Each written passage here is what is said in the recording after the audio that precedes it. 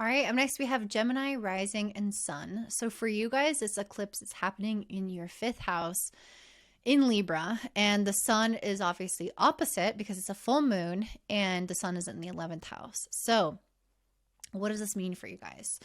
So I really feel like this eclipse has the opportunity for you guys to kind of come back to the basics when it comes to nurturing yourself and others. The fifth house very much has a relationship with children and our inner child to some extent. And I feel like there's something here for you guys where maybe it's important for you to move towards greater self-love, self-compassion, doing things that interest you, that lift you up, doing things that feel more fun or playful or kind of enliven you in a little bit of a way. Because there could have been some feelings of disconnection previously, or relationships that ended previously, feeling more, a little bit more, isolated, or just having some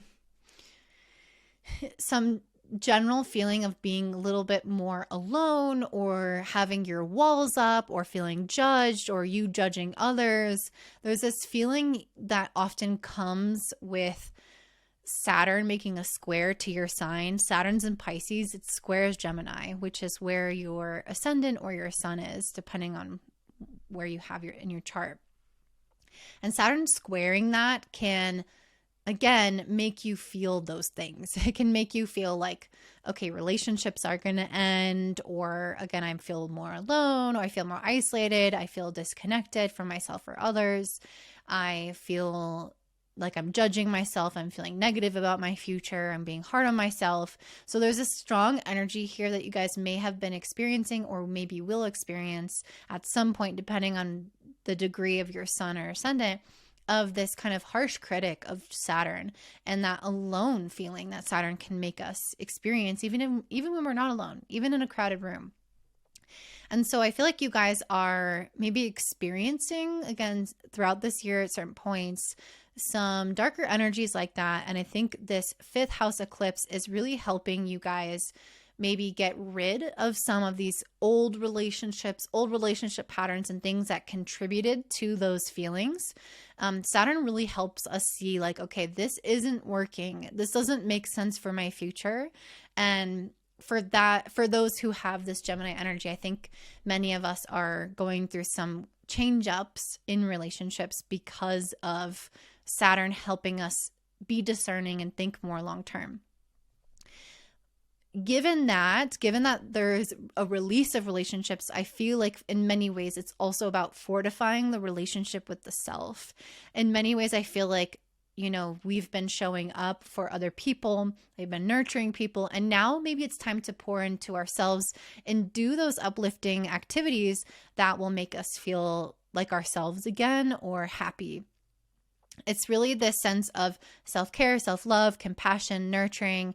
What makes me feel alive? What makes me feel joy? What makes me feel like a little kid again? What makes me feel playful? That's the fifth house eclipse for you. And so if there's things like that in your life that you can move towards, hobbies or general interesting pastimes, anything like that, even playful relationships that can come into your life, this is a time to focus on the sense of rebuilding our joy and not going back to old relationship patterns that were contributing to our lack of joy or our feeling of disconnection.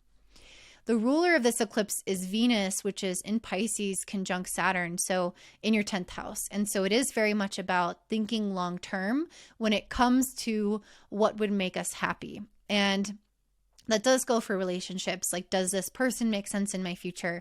But also, given that this eclipse is in the 5th house, Venus is in the 10th, there is a very strong connection here between entrepreneurship or some kind of career goals that feel a lot more like a hobby or personal interest or personal gift that we have, a talent for something, a natural inclination towards something that we can then incorporate into our life goals, our life mission, our life direction. And so this is also a time to be thinking much more seriously about how we can make headway, make progress, or put the roots down for something that has the potential to be really more aligned with our innate gifts or more aligned with our nature, or feels more exciting and uplifting after we've gone through so much of this turmoil or things being disconnected or being more alone. It's like, let's put energy into the things that actually build us up in our career or our life purpose or life direction, instead of focusing on the things that have left. And so there's a really strong energy here with that of even getting some kind of divine support for what that is going to look like, or maybe things becoming, I say divine support. Let me explain this, because Venus, the ruler of the eclipse, is in the 10th with Saturn. So that does indicate some level of having to really work hard for something.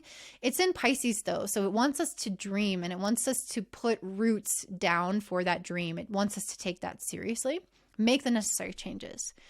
But then the divine support comes because Venus also sextiles Jupiter and Uranus in your 12th. So there's something about getting like hidden support or support from unexpected places, or even like divine guidance from dreams or signs and synchronicities, where you have clear visions of what to do next. So I'm really getting that there's this kind of invisible divine support, this divine hand kind of guiding you towards do this next, do that next, connect with this person next.